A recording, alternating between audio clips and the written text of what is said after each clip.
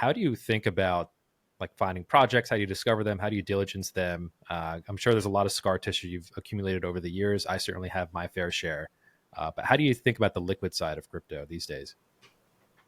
It's a great question. I mostly look for community, Okay. and that's why I preach community so hard. Is like it is a buzzword, but at the same time, it is like the main indicator that I use to buy things.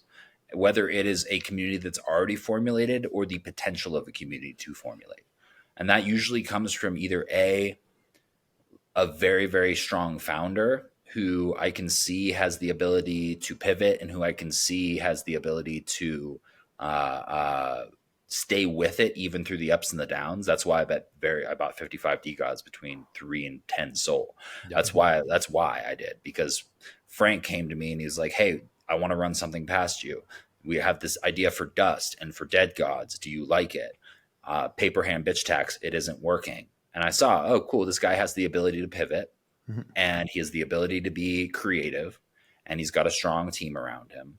And the community was already there. The community, there was like a lot of people that in the DGods community early just hated Frank and were mad at him, but they were still there, you know? Yeah. Yeah. And I said, cool, I'll take a bet on this guy. So I look for founders that have the capacity to either A, build a team really well, or B, pivot really well, or C, hopefully all of those things really well.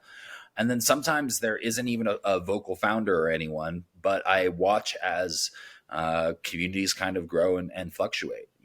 I think a great example right now is Harry Potter, Sonic, Obama, 10 Inu coin.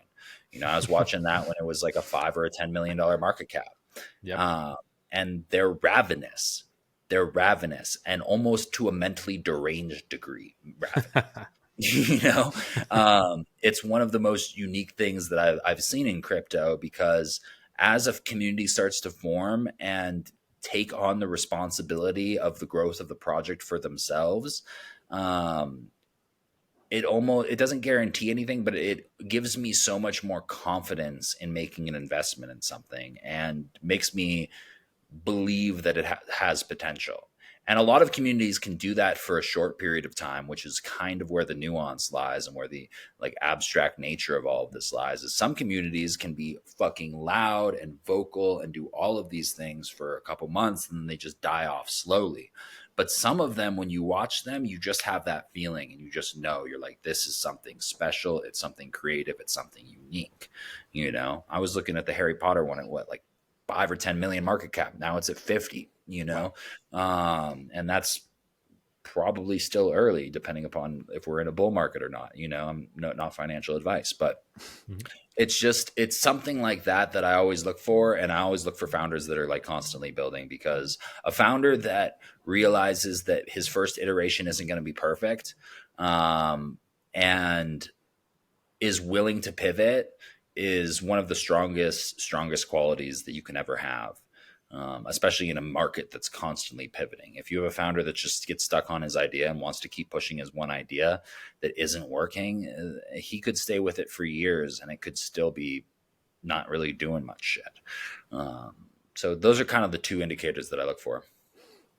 Yeah, for sure. I was reading Reddit the other day, and yeah, they were talking about Solana, and all they can see is just there's this huge cult, and they just can't quite grasp, what's going on here, and maybe don't have the sort of intellectual curiosity to sort of find out. But yeah, I think it's those sort of signals, isn't it, that you have to listen to as an investor. Always stay curious, and if you see, a fanatic fan base, look closer, because often there's going to be some good stuff to unearth.